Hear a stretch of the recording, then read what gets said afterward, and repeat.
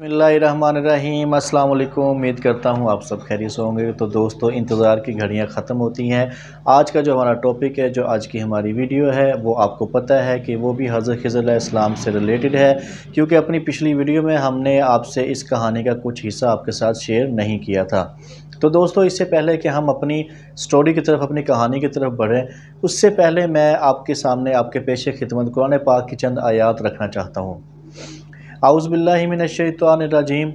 वलनबलुवन्नकुम बिशैइन मिनल खौफि वज्जुइ व नक्सिम मिनल अमवालि वल अनफुसि वस्समरात वबश्शिरिस साबिरीन इज़ा असाबतहुम मुसीबा क़ालू इन्ना लिल्लाहि व इन्ना इलैहि राजिऊन उलाइका लज़ीना हुमुल मुफ़्लिहून।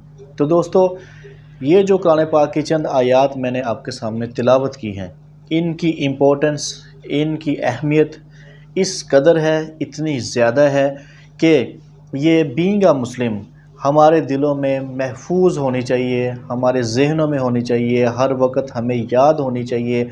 इसका मफ़हूम विद ट्रांसलेशन ये हमें याद होनी चाहिए। दोस्तों, वैसे तो पूरे का पूरा कुरान पाक अहमियत का हामिल है, उसकी एक अपनी अहमियत है, कदर व कीमत है, उसकी बहुत फ़जीलत है।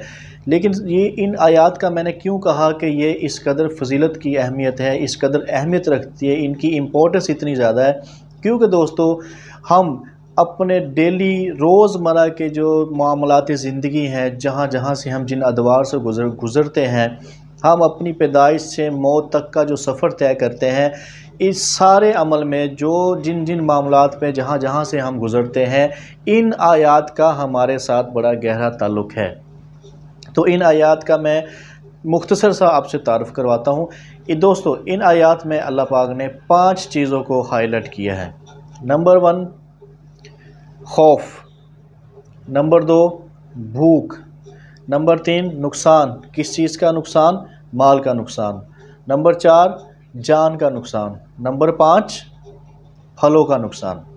तो दोस्तों, इसका जो तर्जमा है, इसकी जो ट्रांसलेशन है, वला नबलुवन्नकुम, बेसिकली अल्लाह पाक अपने बंदों से मुखातब है, हमारे प्यारे नबी पाक सल्लल्लाहु अलैहि वसल्लम के ज़रिए से अपने बंदों के साथ मुखातिब है। अल्लाह पाक अपने बंदों से कुछ फरमा रहा है। क्या कह रहा है? वला नबलुवन्नकुम, मैं ज़रूर मुब्तला करूँगा, ज़रूर आज़माऊँगा, परखूँगा, देखूँगा। किस चीज़ से, कैसे आज़माऊँगा? वला नबलुवन्नकुम बिशैइन मिनल खौफि, किसी हद तक खौफ से। किस चीज़ के खौफ से? वज्जुई, भूख के। व नक्सिम मिनल अमवाली, नुकसान से। किसके नुकसान से? मालों के नुकसान से। वल अनफुसी, और जान के नुकसान से। व समरात, और फलों के नुकसान से। और आगे अल्लाह पाक क्या फरमाते हैं? व बशीरिस साबिरीन, के खुशखबरी सुना दी जाए, खुश कर दिया जाए किनको? जो साबरीन हैं। किस बिना पर? इज़ा असाबत हम मुसीबा, कि जब भी इन पर कोई मुसीबत आती है, कोई परेशानी आ जाए, कोई आजमाइश आ जाए, तो ये क्या कहते हैं? इनका तर्ज़ अमल क्या है, इनका तरीका क्या है? ये कहते हैं क़ालू इन्ना लिल्लाहि व इन्ना इलैहि राजिऊन, ये हमारे अल्लाह की तरफ से था और हम सबको अल्लाह की तरफ ही रुजू करके जाना है, अल्लाह की तरफ ही हम सब लौटाए जाएंगे। उलाइका लज़ीना हुमुल मुफ़्लिहून, बेसिकली दर हकीकत यही लोग हैं जो फलाह पाने वाले हैं। तो दोस्तों, इन आयात का जो मकसद है, जो इनकी अहमियत है, जो इम्पोर्टेंस है, वो यकीनन उससे आप भी यकीनन मुस्तफ़ीद होंगे और आपको भी आइडिया हुआ होगा कि इनकी इम्पोर्टेंस इतनी ज़्यादा क्यों है। क्यों? दोस्तों, अगर यह आयात, इनका मफ़हूम बमा ट्रांसलेशन अगर ये हमें याद हो, हमारे हर मर्द व ख़वातीन, बूढ़े बच्चे, नौजवान, सबको अगर याद होगा, हमारे जहनों में अगर ये महफूज होगी, तो ज़िंदगी में अगर किसी भी किस्म की कोई आजमाइश आएगी, कोई परेशानी आएगी, कोई मुसीबत आएगी, तो हम उस पर क्या करेंगे? सब्र करेंगे।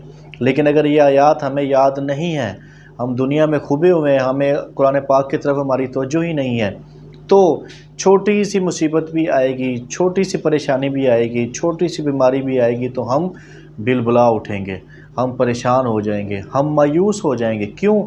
शैतान का जो अव्वलीन जो उसका काम है, जो उसका टारगेट है कि एक मुसलमान को مایوس کرنا، ایک انسان کو مایوس کرنا، اللہ سے اس کے توکل کو ہٹانا، اس کے یقین کو اللہ کی طرف سے کھرد برد کر دینا۔ تو دوستو اگر یہ آیات ہمارے سینوں میں محفوظ ہوگی، کوئی بھی اگر جان کا نقصان آتا ہے، مال کا نقصان آتا ہے، پھلوں کا نقصان آتا ہے، بھوک کا خوف کیا ہے، بھوک غربت آ جائے، بھوک کا اندیشہ ہو، اس پہ کیا کرنا ہے؟ صبر کرنا ہے۔ کاروباری نقصان ہو گیا ہے، بڑے سے بڑا نقصان ہو گیا ہے، چھوٹا نقصان ہو گیا ہے، کیا کرنا ہے؟ صبر کرنا ہے۔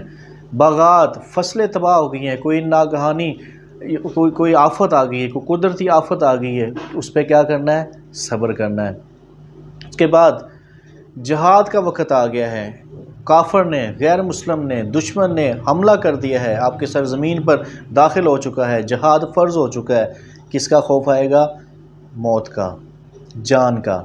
تو دوستو جب ان پر ہم صبر کریں گے تو آگے اللہ کیا فرماتا ہے؟ خوشخبری سنا دیجئے، یہی وہ لوگ ہیں در حقیقت جو فلاح پا جانے والے ہیں۔ تو دوستو اگر یہ آیات ہمارے سینے میں موجود ہوگی، اگر ہمیں یاد ہوگی، تو یقین مانیں کہ ہمیں کسی بھی ڈپریشن کی میڈیسن کی ضرورت نہیں پڑے گی۔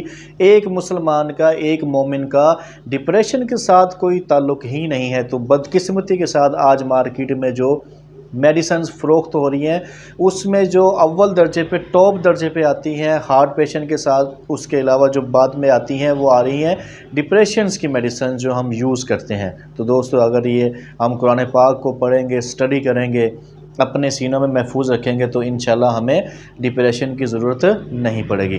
تو چلے دوستو ہم بڑھتے ہیں آگے اپنی سٹوری، جو کہ ہماری بقیہ کہانی کا بقیہ حصہ رہ گیا تھا، اس کی طرف چلتے ہیں۔ جیسا کہ پچھلی ویڈیو میں ہم نے آپ کو بتایا کہ اللہ پاک نے حضرت موسیٰ علیہ السلام کو حکم دیا، ایک سفر کا انہوں نے آغاز کیا، ایک مقام پر پہنچے، حضرت خضر علیہ السلام سے ملاقات ہوئی، ان کے ساتھ شریک سفر بنے، ان کے ساتھ سفر کا آغاز کیا۔ تو حضرت موسیٰ علیہ السلام نے کیا دیکھا کہ حضرت خضر علیہ السلام نے کشتی میں سوراخ کیا، بچے کو جو ہے اس کو قتل کر دیا، اس کے بعد ایک دیوار جو گرنے والی تھی اس کی مرمت کی، جس پر حضرت موسیٰ علیہ السلام نے، ان کو کچھ تعجب ہوا، ان کی سمجھ سے باہر تھی یہ چیزیں، انہوں نے حضرت خضر علیہ السلام سے سوال کیا، ان کو اپنا رد عمل دیا، جس پر حضرت خضر علیہ السلام نے کہا کہ اب ہمارے راستے جدا ہیں، آپ ہمارے ساتھ مزید نہیں چل سکتے کیونکہ آپ صبر نہیں کر سکیں گے۔ تو دوستو بینگ انسان، ایز اے انسان کی یہ فطرت ہے کہ جس چیز کا ہمیں علم نہیں ہے اس میں تجسس ہوتا ہے، اس میں وہ معاملات ہوتے ہیں۔ حالانکہ حضرت موسیٰ علیہ السلام اللہ پاک کے برگزیدہ نبیوں میں سے ہیں، کلیم اللہ کا خطاب ہے، اللہ کے ساتھ ہم کلام ہوا کرتے تھے، باتیں کیا کرتے تھے، لیکن وہ بھی اس حکمت کو نہیں پہنچ سکے جو اللہ پاک نے حضرت خضر علیہ السلام کو دی تھی۔ تو دوستو حضرت خضر علیہ السلام نے حضرت موسیٰ علیہ السلام سے کہا کہ میں آپ کو اس کا جو ہے وہ تعبیر بتایا دیتا ہوں، یا ان کا جس پہ آپ کو تعجب ہوا تھا ان کی حکمت میں بتایا دیتا ہوں، جو کہ اللہ پاک کے خاص علم کی وجہ کے بدولت میں نے یہ عمل کیے۔ تو اس پہ حضرت خضر علیہ السلام نے کہا کہ وہ جو کشتی میں نے سوراخ کیا تھا وہ اس لیے کیا تھا کہ وہ چند نوجوانوں کی کشتی تھی، وہ مسکین تھے اور وہ اس کشتی پہ اپنا گزر بسر کرتے تھے، وہ ان کا روزی روٹی کا ذریعہ تھا۔ تو آگے ایک بادشاہ تھا جو کہ ہر اچھی خوبصورت کشتی کو چھین لیتا تھا زبردستی۔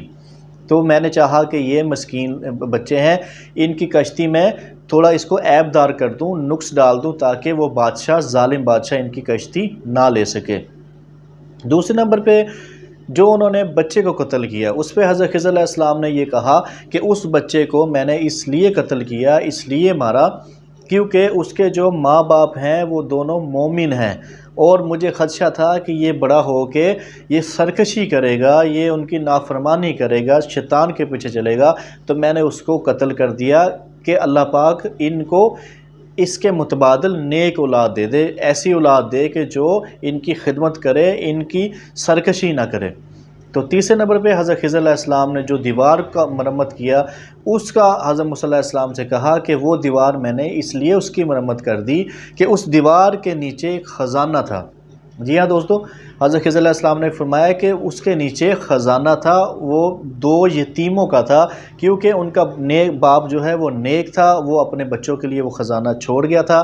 تو میں نے چاہا کہ وہ دیوار کو سیدھا کر دوں تاکہ جب یہ بچے بالغ ہو جائیں تو وہ خزانہ ان کے پاس آ جائے، ان کو حاصل ہو جائے، کیونکہ اس کے وہی 2 حقدار تھے۔ تو دوستو اس پوری کہانی میں ہمیں کیا سبق ملتا ہے کہ اللہ پاک کی جو حکمت ہے ہمیں اس پہ سوالات نہیں اٹھانے چاہیے، ہمیں اس پہ جو ہے بحث نہیں کرنے چاہیے۔ جیسا کہ قرآن پاک میں اللہ پاک نے ایک جگہ پہ فرمایا ہے، اللہ پاک کہتا ہے کہ یہ قرآن پاک ہماری طرف سے ہدایت کی کتاب ہے قیامت تک آنے والے انسانوں کے لیے۔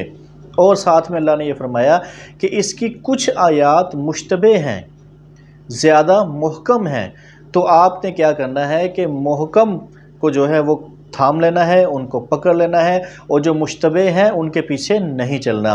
اور یہی وجہ ہے کہ اللہ پاک اسی کتاب کے ذریعے اللہ پاک کہتا ہے کہ میں قوموں کو بلندیاں بھی دیتا ہوں اور اسی کے ذریعے پستیاں بھی دیتا ہوں۔ تو دوستو جو بندہ، جو انسان، جو مسلمان، کوئی بھی مرد ہے، عورت ہے، نوجوان ہے، جو اس نیت کے ساتھ اس کتاب کو کھولے گا، اس کی اسٹڈی کرے گا کہ میں اللہ مجھے ہدایت دے، مجھے علم دے، فراست دے، تو اللہ پاک اس کو اس کے ذریعے ہدایت بھی دیں گے، علم بھی دیں گے، فراست بھی دیں گے، عزت بھی دیں گے، مقام بھی دیں گے، اور قیامت تک کے لیے اس کو زندہ بھی رکھیں گے۔ اور دوستو جو اس نیت سے اس کتاب کو اسٹڈی کرے گا کہ اس میں سے وہ مشتبہ کے پیچھے چلے اور اس سے اس طرح کی چیزیں نکالے کہ جو مسلمانوں کے خلاف جو استعمال ہو، یا فرقہ واریت میں آج کل جو ایک دوسرے کو نیچا دکھانے کے لیے وہ چیزیں تلاش کی جاتی ہیں، جو اس نیت سے کرے گا تو وہ یقیناً خسارے میں رہے گا، اس کو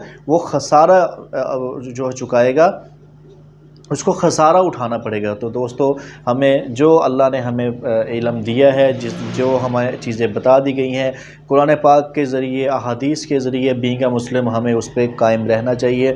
جو مشتبہ چیزیں ہیں، جو ہماری عقل سے اوپر ہے، ان کی طرف نہیں بھاگنا چاہیے، ان کی طرف نہیں دیکھنا چاہیے۔ جو بیسک چیزیں ہیں ان کو اپنانا چاہیے، ان پہ عمل کرنا چاہیے، خود بھی اپنے گھر والوں کو بھی اس کی دعوت دینی چاہیے۔ تو آخر میں دوستو آپ سے یہی گزارش ہے، قرآن پاک کو اس کو تھام لے، یہ اللہ کی رسی ہے، اس کو مضبوطی سے تھام لے، اس کو پکڑ لے۔